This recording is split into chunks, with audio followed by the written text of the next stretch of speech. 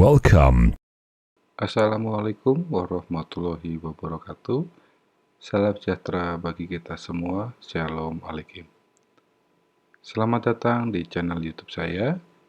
Pada video perkuliahan studi kelayakan bisnis atau feasibility study kali ini, kita akan membahas aspek pasar dan pemasaran. Semoga kalian dapat mengikuti dan materinya dapat dimengerti. Dalam pengertian pasar, yaitu adalah suatu situasi seorang atau lebih pembeli atau konsumen dan penjual, dalam hal ini produsen dan pedagang, yang melakukan transaksi di suatu kondisi dan di lokasi tertentu. Lalu, pengertian pemasaran yaitu adalah aktivitas dan proses menciptakan, mengkomunikasikan, menyampaikan, dan mempertukarkan tawaran yang bernilai bagi pelanggan, klien, mitra, dan masyarakat umum. Pemasaran dimulai dengan pemenuhan kebutuhan manusia yang kemudian bertumbuh menjadi keinginan manusia itu sendiri. Kita akan membahas pertama kali adalah aspek pasar. Di dalam aspek pasar yang kita tahu adalah adanya persaingan pasar. Yang pertama adalah pasar persaingan sempurna. Pasar persaingan sempurna memiliki banyak penjual atau pembeli yang sama-sama mengerti keadaan pasar. Barang yang diperjualbelikan dalam pasar sempurna adalah sejenis atau homogen. Selain itu, penjual atau pembeli tidak bebas menentukan harga karena sudah ditentukan oleh kekuatan pasar. Contohnya di sini adalah pasar modal, pasar beras, pasar buah, dan lain-lain. Selanjutnya kita membahas tentang pasar monopoli. Pasar monopoli merupakan pasar di mana seluruh penawaran terhadap permintaan telah dikuasai oleh satu organisasi penjual tertentu. Di Indonesia, listrik masih dimonopoli oleh PLN. Untuk distribusi air, di Indonesia masih dimonopoli oleh PDAM. Untuk kereta api sampai saat ini masih dikuasai oleh PT KAI. Untuk jalan tol masih dikuasai oleh Jasa Marga. Selanjutnya, persaingan pasar dalam pasar monopolistik, yaitu adalah pasar yang terdiri dari banyak penjual yang menjual suatu barang tertentu, dan yang membedakan adalah persaingan dari diferensiasi produknya. Contohnya, air mineral. Air mineral yang kita ketahui ya hanya air mineral itu saja. Tapi produsennya di sini ada Aqua, ada Fit, ada Le Minerale, ada Ades, ada Ron 88 dan seterusnya. Ya, yang membedakan adalah diferensiasinya. Mungkin di sini kalau Le Minerale ada manis-manisnya. Kalau Aqua dengan kesegarannya dan disaring sampai 7 kali penyaringan dan seterusnya ya. Atau sampo. Sampo sampai saat ini ya itu saja. Sampo bentuknya ya seperti cairan yang dalam bentuk ini hampir menuju ke gel ya, cairan yang hampir menuju ke gel yang digunakan untuk mencuci rambut misalkan. Tidak ada kan sampo yang dalam bentuk batang gitu ya, atau sampo yang dalam bentuk kotak gitu ya. Tidak ada seperti. Jadi sampo yaitu untuk mencuci rambut dan bentuknya cairan ya. Produsennya banyak ya. Ada Sunsilk, ada sampo Clear misalkan begitu ya. Yang produsennya ada Unilever, ada Wings, ada Johnson & Johnson, dan banyak produsen lainnya. Yang membedakan adalah diferensiasinya. Apakah ini sampo untuk kulit kepala yang kering, yang ketombean, atau yang lembab, dan seterusnya. Samponya hanya satu, produsennya banyak, tetapi diferensiasi produknya juga banyak. Televisi pun sama. Televisi ya pasti ya untuk menonton video, untuk menonton siaran televisi, atau bisa untuk menonton film dan seterusnya. Yang pasti ada layarnya dan ada suaranya. Ya ada gambar dan suaranya. Tidak mungkin kan televisi layarnya saja tapi tidak ada gambar pun tidak ada suaranya, ataupun ada layarnya cuman gambarnya, suaranya pun tidak ada.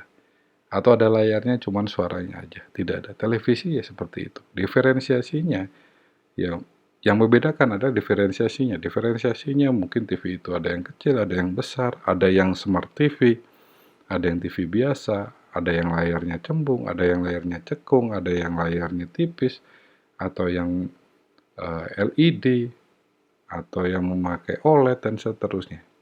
Produsennya banyak, diferensiasinya yang berbeda. Lalu misalkan sepatu ya begitu, namanya sepatu ya untuk alas kaki yang tertutup, ya. Untuk produsennya macam-macam, ya ada Nike, ada Adidas, ya, ada Reebok, ada dan seterusnya. Diferensinya berbeda-beda.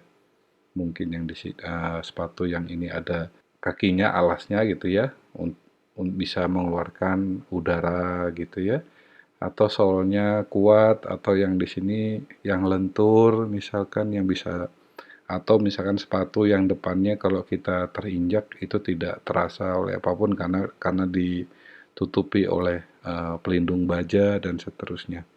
Jadi sepatunya itu produsennya atau produknya itu tertentu, itu saja. Tapi produsennya banyak, yang membedakan adalah diferensiasinya, ya. Selanjutnya kita adalah pasar oligopoli. Oligopoli adalah pasar yang terdiri dari hanya beberapa penjual yang menjual suatu barang tertentu, sehingga penjual satu dan lainnya dapat berkomunikasi atau mempengaruhi harga. Contohnya penerbangan. Tidak banyak produsen penerbangan atau perusahaan yang menyediakan jasa penerbangan di Indonesia. Yang kita tahu hanya Garuda, Lion Air, Sriwijaya, dan Citylink. Selanjutnya jasa penerbangan kecil kayak Susi Air ya, yang punyanya Bu Menteri waktu itu. Ya. Akan tetapi di sini tidak banyak produsennya, ya, dan harganya, contohnya misalkan Garuda. Garuda bilang ke Lion, saya harga untuk Garuda itu adalah yang high class misalkan ya, untuk yang Lion Air kamu adalah penerbangan yang murah misalkan. Jadi sehingga segmentasinya berbeda. Jadi harganya pun berbeda. Saya bisa lebih mahal untuk Garuda, dan Lion Air kamu bisa di bawah harga saya. Untuk yang misalkan Lion Air dan Sriwijaya yang sama-sama low price gitu ya, harga rendah gitu ya, low price, itu pun bisa bersaing harganya atau mengkomunikasikan harganya bahwa saya harga di sini atau penerbangan saya lebih banyak akan di kota ini dan di sana dan seterusnya. Itu bisa terjadi di pasar oligopoli. Contoh lainnya adalah semen. Semen pun tidak banyak, ada 3 roda, Holcim, semen Padang, Gresik, dan lainnya. Ya, tidak banyak, dan harganya pun bisa ditentukan oleh mereka. Harga per sak sekian, harga mungkin misalkan eceran per kilo sekian, dan seterusnya. Telekomunikasi, rokok, motor, mobil, itu pun sama ya di dalam pasar oligopoli. Oke, selanjutnya adalah tipe entitas yang dipasarkan. Ada beberapa entitas yang bisa dapat kita tawarkan kepada konsumen, yaitu di sini adalah perusahaan barang, yaitu yang pasti adalah perusahaan yang menjual produk-produk secara fisik, ya, seperti mobil, motor, air mineral, mie instan, dan seterusnya ya.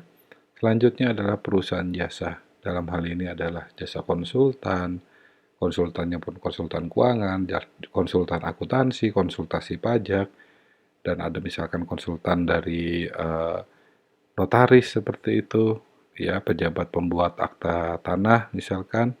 Terus habis itu ada konsultan dalam hal ini pengacara, ya, konsultasi hukum gitu ya. Itu adalah perusahaan-perusahaan jasa.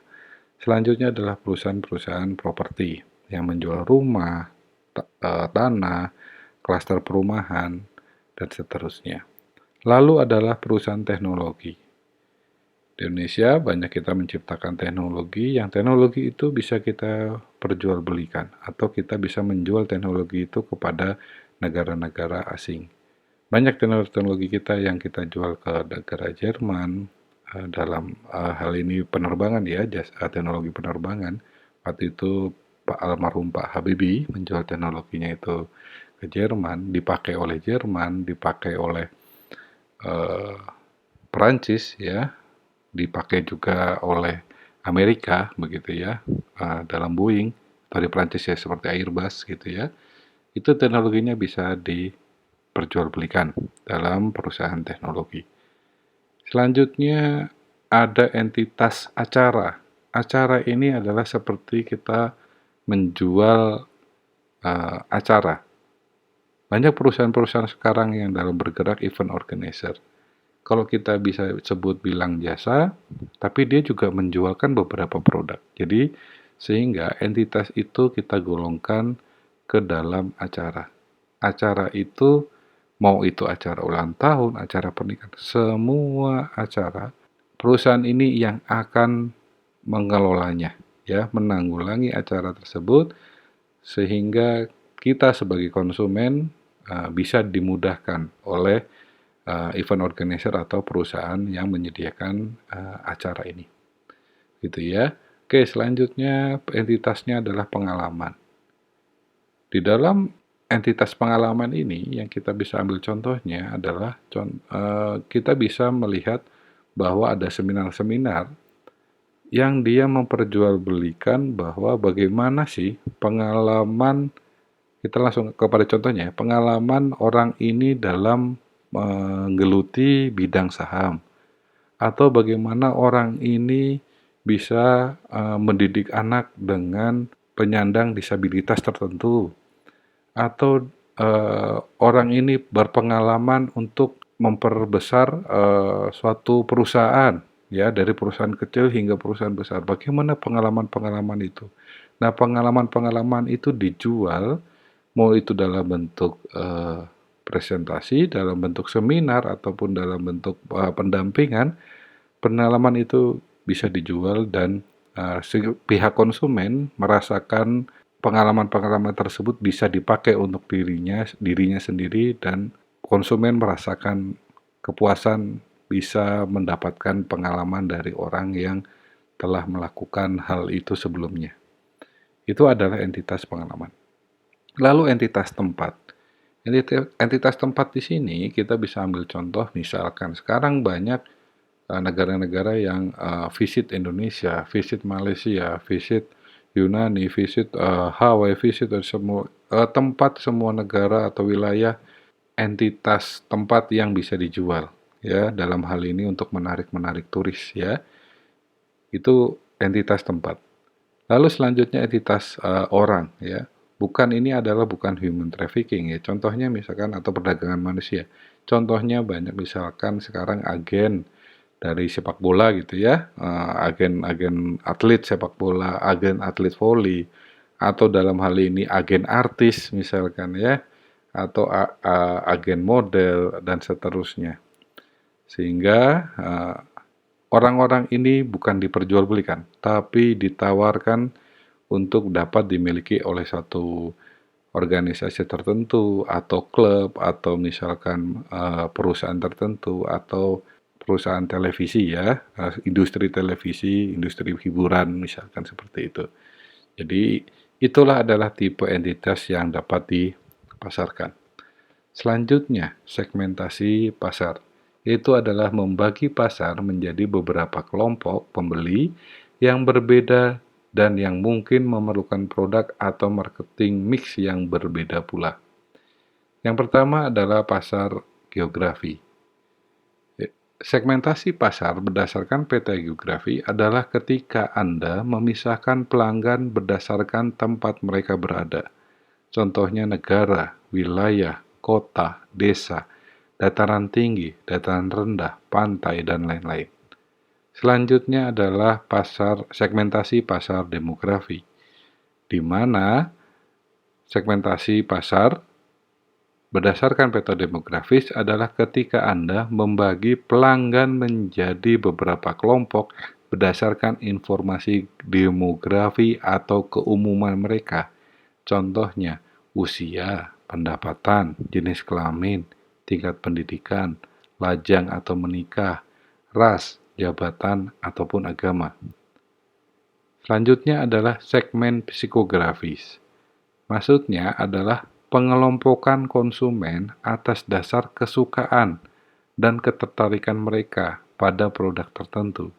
Bisa juga diarahkan pada konsumen yang menekuni suatu profesi dan hobi yang khusus. Contohnya adalah kepribadian, gaya hidup, ketertarikan, opini, sikap kepercayaan, dan nilai-nilai hidup. Selanjutnya adalah segmentasi pasar behavioristik atau perilaku. Sesuai dengan namanya, segmentasi perilaku adalah pengelompokan konsumen dengan ditinjau dari perilakunya atau sifat pelanggan terhadap produk yang ditawarkan. Dalam hal ini contohnya adalah peristiwa, keuntungan dari produk atau benefit, status tingkat pengguna, loyalitas, dan lain-lain.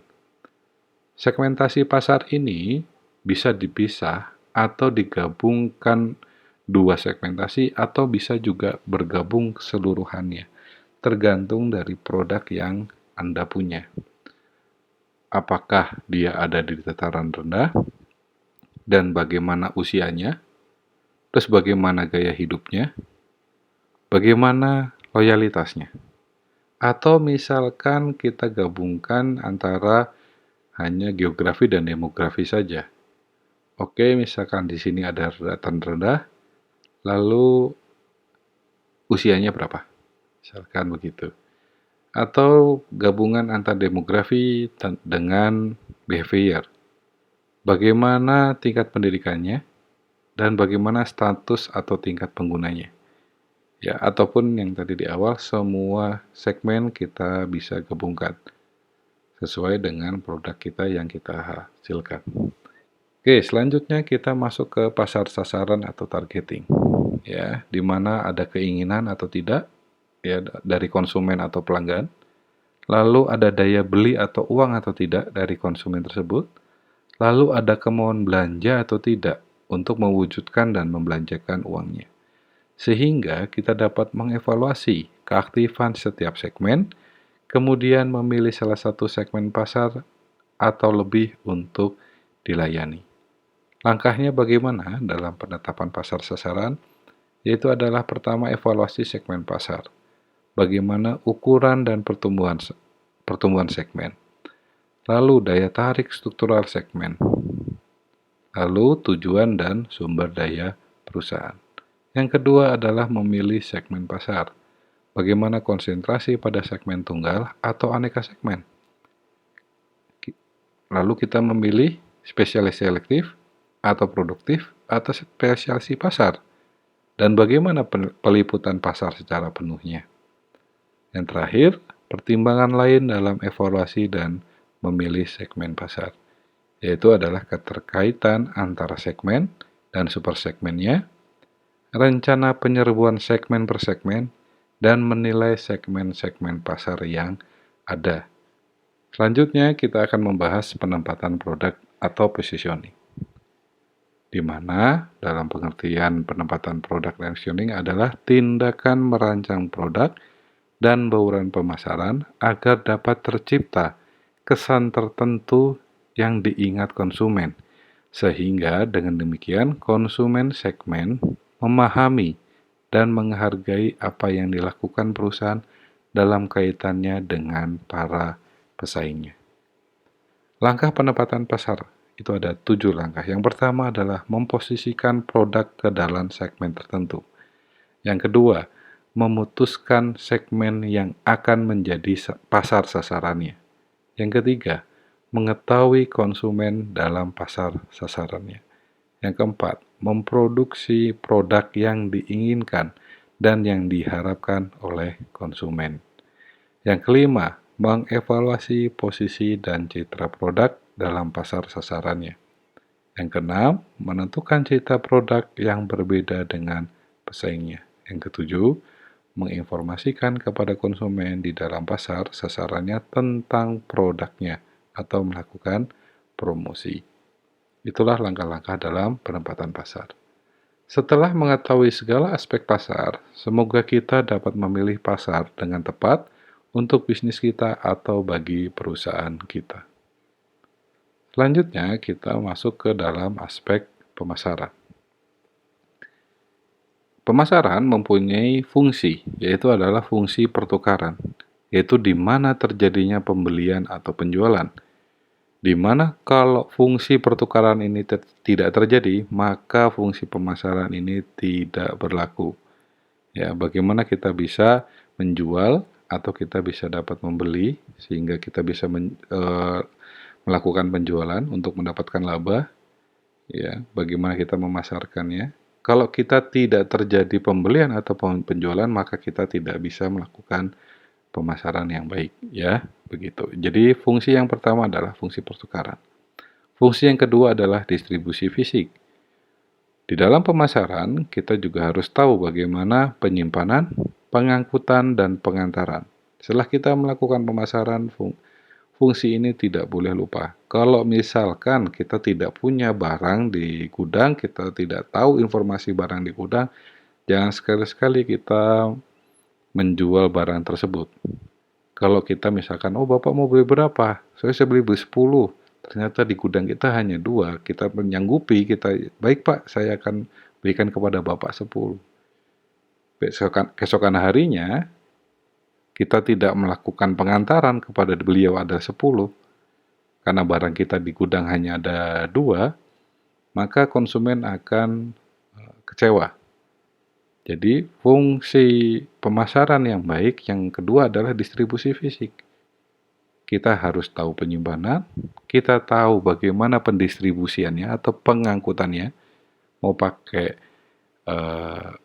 mobil, mau pakai motor, mau pakai truk, mau pakai jasa pengantaran, contohnya kayak JNE, Pos misalkan, atau Si Cepat misalkan begitu. Dan bagaimana pemenuhan dari pendistribusiannya. Kalau pelanggan minta 10, ya kita lakukan pengantarannya 10. Fungsi pemasaran yang baik yaitu terpenuhinya distribusi produknya dengan baik pula. Oke, selanjutnya fungsi pemasaran yang ketiga adalah sebagai perantara, yaitu adalah kegiatan pembiayaan, klasifikasi produk, penanggungan risiko, dan pencarian informasi. Artinya apa? Kalau misalkan kita langsung ambil contohnya, misalkan kita menjual suatu mobil atau motor begitu ya.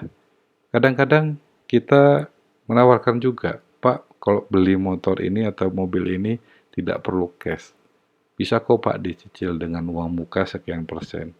Atau di tahun 2021 ini DP-nya 0%, langsung saja dicicil Pak. Ya, terus klasifikasi produknya ini Bapak produknya bisa milih ini klasifikasi mobil atau motor ini untuk sport atau untuk memang hanya di dalam kota atau untuk memang luar kota atau ini bisa Anda jelaskan ya, sebagai perantara Anda bisa menjelaskan klasifikasi produknya. Lalu dalam hal penanggungan resiko ini contohnya misalkan Pak ini garansinya sekian, ini ada asuransinya ini dan seterusnya. Ya.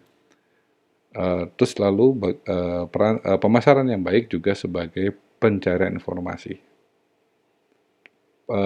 Pembeli atau konsumen yang tidak mengetahui dengan adanya penjelasan kalian atau informasi dari kalian, konsumen atau pembeli bisa tercerahkan atau bisa mengetahui segala informasi tentang produk-produk yang Anda pasarkan. Itulah ketiga fungsi pemasaran. Selanjutnya kita membahas tentang tugas pemasaran. Tugas pemasaran di sini ada 8. Yang pertama adalah saat memperkenalkan produk. Yang kedua adalah membangun branding dan basis pelanggan. Yang ketiga adalah memperoleh data kondisi pasar. Yang keempat adalah memprediksi jumlah permintaan. Yang kelima adalah bekerja sama dengan mitra.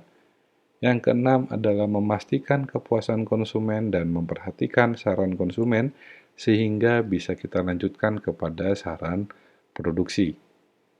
Selanjutnya, tugas yang ketujuh adalah mencapai target penjualan dan membuat strategi penjualan lanjutan. Yang terakhir adalah membuat laporan penjualan. Sampai saat ini, tugas pemasaran yang baik adalah ke-8 langkah ini, ke-8 tugas ini dikerjakan dengan baik oleh pemasaran. Oke, Jenis permintaan. Sebagai pemasar yang baik, kita harus mengerti jenis-jenis permintaan. Di sini, permintaan negatif. Akan saya jelaskan begini. Kita tidak bisa memasarkan produk kalau itu adalah permintaan negatif. Permintaan negatif ini adalah langsung kepada contohnya, kita memproduksi sendal, harusnya itu kan ada kiri dan kanan gitu ya, atau memproduksi sepatu itu tuh harus kiri dan kanan. Ternyata kita ingin mempunyai bisnis atau perusahaan kita memproduksi sendal atau sepatu kiri semua atau kanan semua, ya. Kalau kita mau produksi kiri semua, kita juga tidak ada pembelian. Jangankan nggak usah nggak usah dipasarkan. Pas waktu produksi aja orang udah bilang, ngapain gua ada kayak gitu? Nggak akan ada permintaan, nggak akan ada ini. Udah ngapain, udah. Nggak usah diproduksi aja nggak apa-apa gitu ya. Itu adalah permintaan negatif. Jadi terhadap produksi itu konsumen aja udah menilai negatif dan tidak mungkin ada permintaan dari produk itu. Itu adalah permintaan negatif. Lalu tidak ada permintaan.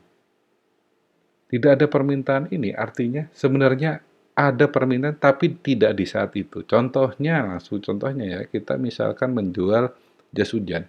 Mungkin di musim hujan, jas hujan itu pasti ada permintaan. Tapi coba kalau kita ada di musim panas. Ya, di Indonesia misalkan ada 2 musim hujan dan panas.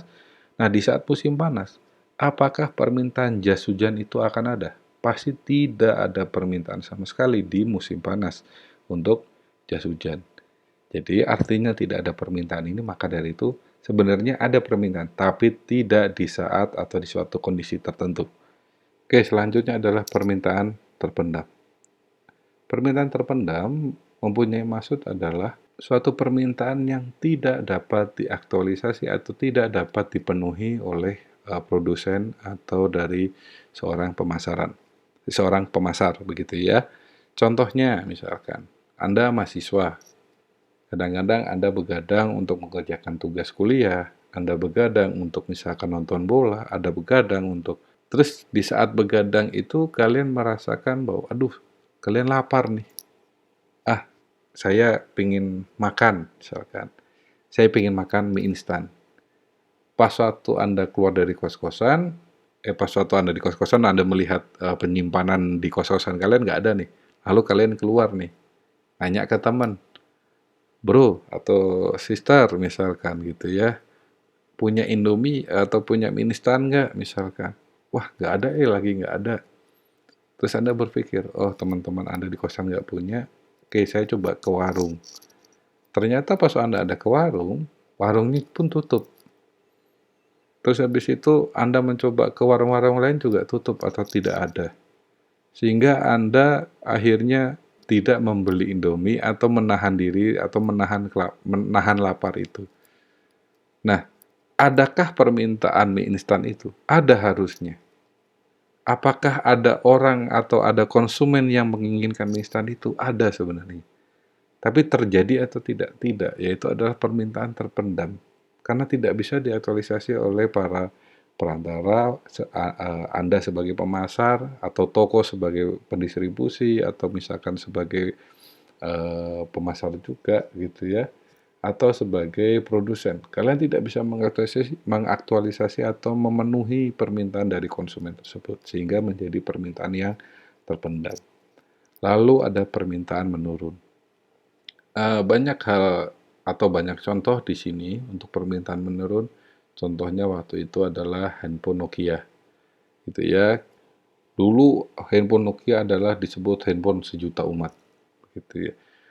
Nah, setelah handphone sejuta umat, muncullah namanya handphone Android, BlackBerry dulu, mohon maaf. Ada BlackBerry, setelah BlackBerry baru handphone Android atau smartphone begitu ya. Nah, Nokia ini semenjak adanya BlackBerry mulai menurun dia permintaannya. Lalu habis itu BlackBerry pun akhirnya juga menurun permintaannya karena masuk teknologi yang namanya Android atau smartphone, begitu ya, atau iOS misalkan Apple misalkan. Itu sudah masuk tuh. Si Nokia menurun, handphone BlackBerry juga menurun permintaannya.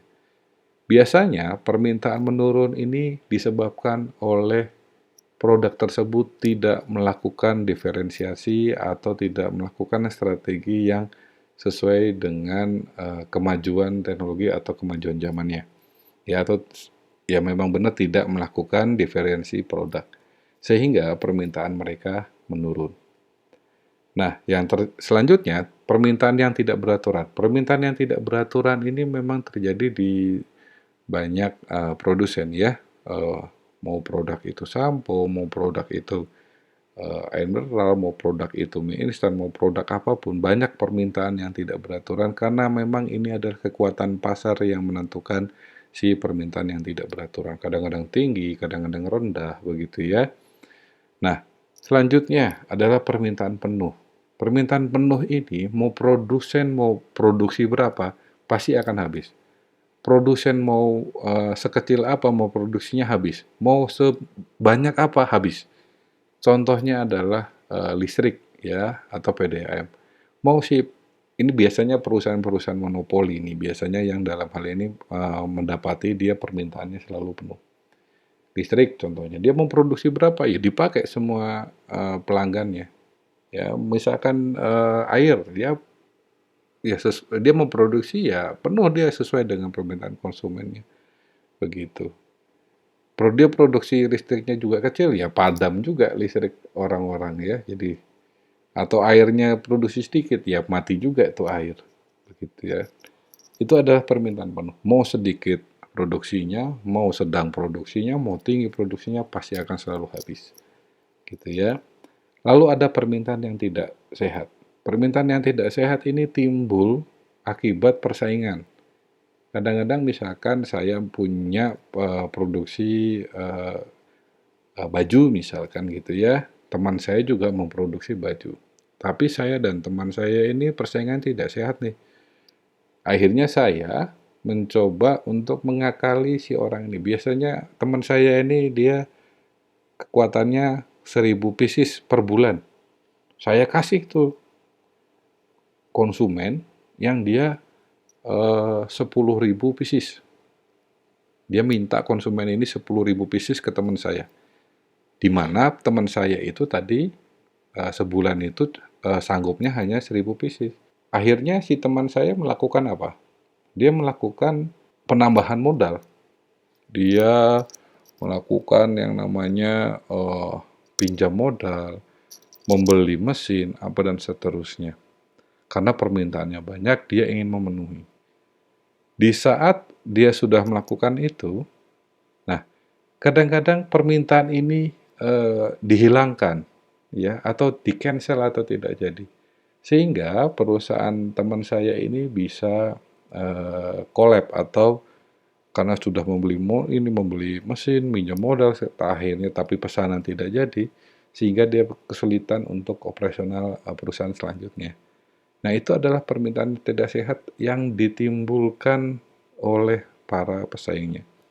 Nah, bagaimana untuk menanggulangi permintaan tidak sehat ini? Kadang-kadang perusahaan itu strateginya adalah jika ada permintaan yang di luar ekspektasi, yang di luar kebiasaan, maka si perusahaan ini akan mencoba meminta down payment atau uang muka, begitu ya, atau malah dia bekerja sama dengan pihak yang sesama produsen baju, misalkan begitu tadi, dengan tanda tangan kontrak yang jelas antara pembeli, antara dia, dan antara juga dengan teman-temannya.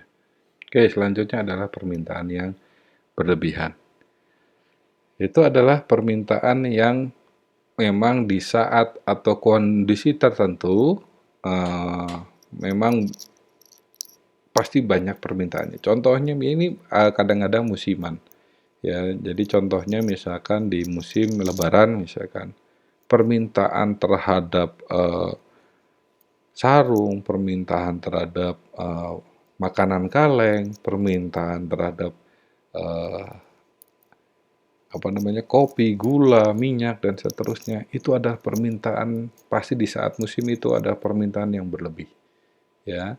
Nah, Selanjutnya misalkan contohnya di musim anak sekolah gitu ya, anak, naik kelas atau musim-musim, kenaikan kelas gitu ya, itu kadang-kadang permintaan terhadap seragam itu tinggi, permintaan terhadap buku-buku tulis, yang baru itu tinggi, alat tulis tinggi. Nah, disitulah adalah permintaan yang berlebihan. Kadang-kadang bisa sampai 3 kali lipat atau 2 kali lipat atau sampai 10 kali lipat dari biasanya. Ya, itu adalah jenis-jenis permintaan. Oke, selanjutnya kita membahas bauran pemasaran atau marketing mix. Di mana marketing mix ini adalah kumpulan alat pemasaran taktis yang terkendali. Ada 4P, ada 7P ya, yang dipadukan perusahaan untuk menghasilkan respon yang diinginkan di pasar sasaran. Pengertian lain dari bauran pemasaran yakni ada strategi kombinasi yang dilakukan oleh berbagai perusahaan dalam bidang pemasaran. Yang pertama, 1P yang pertama adalah produk, yaitu pemahaman produsen atau sesuatu baik yang berwujud fisik maupun tidak yang bisa ditawarkan sebagai usaha untuk mencapai tujuan organisasi melalui pemenuhan kebutuhan dan keinginan konsumen. Produk ini ada yang harus kita ciptakan, yaitu sebanyak 4. Kita harus menciptakan logo atau moto dari suatu produk itu. Kita harus bisa menciptakan merek, lalu kita harus bisa menciptakan kemasan, lalu kita juga bisa membuat keputusan label dari produk tersebut. Sehingga kita bisa mendapatkan ciri khas dari produk kita. Oke, selanjutnya yang kedua adalah price, ya. P yang kedua adalah price atau harga. Harga merupakan cerminan nilai atau jumlah yang harus dibayar oleh konsumen untuk memperoleh produk yang ia inginkan.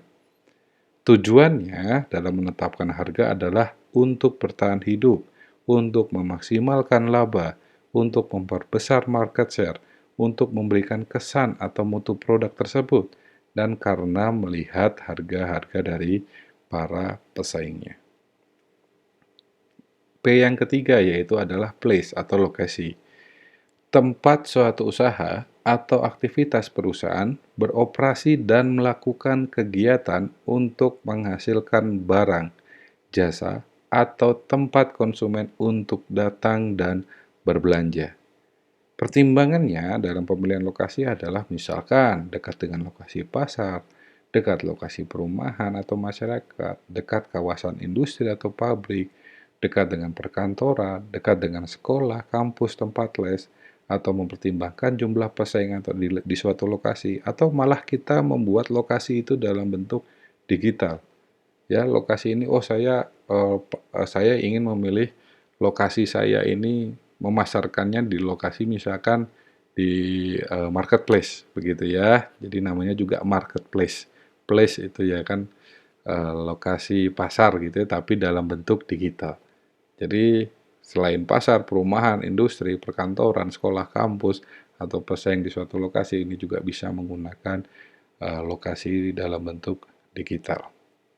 Oke, selanjutnya P yang keempat adalah promotion atau promosi, yaitu alat komunikasi dalam mempengaruhi konsumen agar terjadinya pembelian atau penggunaan jasa sesuai dengan kebutuhan dan keinginannya, atau merupakan sarana komunikasi yang paling ampuh untuk menarik dan mempertahankan konsumen atau pembeli dari suatu produk ataupun jasa. Ya, atau dia menggunakan periklanan. Ya, iklan itu bisa digital atau non-digital advertising. Lalu selanjutnya promosi penjualan atau sales promotion ya. Bisa menggunakan sales promotion girl, sales promotion boy, atau misalkan kita melakukan bundling, atau kita melakukan penetrasi pasar dan seterusnya ya, promosi penjualan macam-macam. Ada melakukan publisitas atau publicity. Jadi sebelum produk kita keluar kita melakukan publisitas. Kadang-kadang ini dilakukan oleh Samsung, dilakukan oleh Apple iOS ya, misalkan iPhone misalkan, iPhone 11 Pro Max misalkan sebelum dikeluarkan itu kadang-kadang publikasi dulu. Atau misalkan mobil ini mau diproduksi, kita melakukan tes pasar dulu. Apakah kalau mobil ini kita publish dulu, banyak nggak sih yang kemungkinan akan permintaan itu akan banyak nggak sih? Kalau banyak ya kita siap-siap produksi banyak. Tapi pas waktu dipublish ternyata yang minta sedikit, yang inden sedikit, apa dan seterusnya ya kita juga akan memproduksi dengan sedikit juga ya. Lalu adalah penjualan pribadi atau personal selling ya.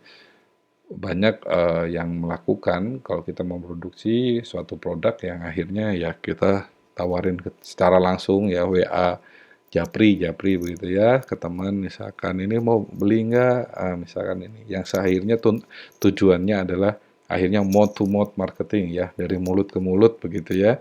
Tujuannya kita itu ya personal selling itu tujuannya adalah itu yang akhirnya adalah mouth to mouth akhirnya tersebar luas kemana-mana akibat personal selling yang kita lakukan.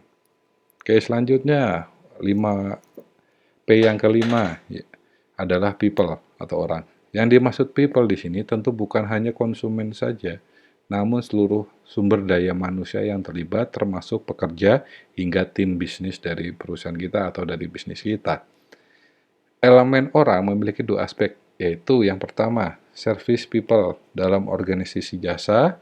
Service people biasanya memegang jabatan ganda, yaitu menggunakan jasa dan menjual jasa tersebut melalui pelayanan baik, cepat, ramah, teliti, akurat, dan dapat menciptakan kepuasan dan kesetiaan pelanggan terhadap perusahaan yang akhirnya akan meningkatkan nama baik perusahaan. Elemen selanjutnya adalah customer factor. Customer factor yang lain yang mempengaruhi adalah hubungan yang ada di antara para pelanggan. Pelanggan dapat memberikan persepsi kepada nasabah lain atau pada konsumen lain tentang kualitas jasa yang pernah didapatkannya dari perusahaan. Lalu keberhasilan dari perusahaan jasa berkaitan erat dengan seleksi, pelatihan, motivasi, dan manajemen dari sumber daya manusia tersebut. Gitu ya. Oke, yang P yang keenam adalah proses, yaitu adalah gabungan dari semua aktivitas yang terdiri dari prosedur, jadwal pekerjaan, mekanisme, aktivitas, dan hal-hal rutin yang di mana jasa atau produk dihasilkan dan disampaikan kepada konsumen. 7P yang terakhir atau P yang ketujuh ya, yaitu adalah physical evidence atau bukti fisik. Yaitu adalah lingkungan fisik perusahaan, tempat jasa diciptakan, dan tempat penyedia jasa untuk konsumen berinteraksi. Ditambah unsur tangible apa saja yang digunakan dalam mengkomunikasikan atau mendukung peranan dalam pemasaran jasa atau produk tersebut. Atau semua perangkat yang digunakan untuk pendukung berjalannya suatu bisnis. Untuk bisnis skala besar, sudah pasti semakin banyak membutuhkan perangkat. Selain itu, akan semakin kompleks pula fungsi serta penggunaan dari fisik atau bukti fisik tersebut. Ya, bukti fisik dalam bisnis jasa dapat dibagi menjadi dua tipe. Bukti penting atau essential evidence memiliki nilai yang dibuat penyedia produk atau jasa tentang desain, layout suatu bangunan, lingkungan, dan suasana ruang tunggu. Atau bukti tambahan, peripheral evidence, sebuah nilai yang kecil namun dapat mempengaruhi dalam menambah keberwujudan pada nilai yang disediakan produk atau jasa tersebut. Begitu teman-teman. Oke, setelah mengetahui segala aspek pemasaran, semoga kita dapat menetapkan strategi pemasaran dengan tepat untuk bisnis kita atau bagi perusahaan kita bekerja. Oke, saya ucapkan terima kasih. Jika ada pertanyaan, mangga bisa disampaikan melalui email atau kolom komentar di video ini, atau bisa menghubungi saya melalui SMS, telepon, dan WhatsApp. Pesan saya adalah keep safe, keep healthy, keep clean, dan keep happy. Semoga kita selalu diberikan berkah yang melimpah oleh Tuhan, dijauhkan dari mara bahaya dunia ini, dijauhkan pula dari COVID-19, sehingga kita dapat melanjutkan perjalanan hidup kita ke depan dengan baik. Saya ucapkan terima kasih. Wassalamualaikum warahmatullahi wabarakatuh. Salam sejahtera bagi kita semua. Shalom Alaikum.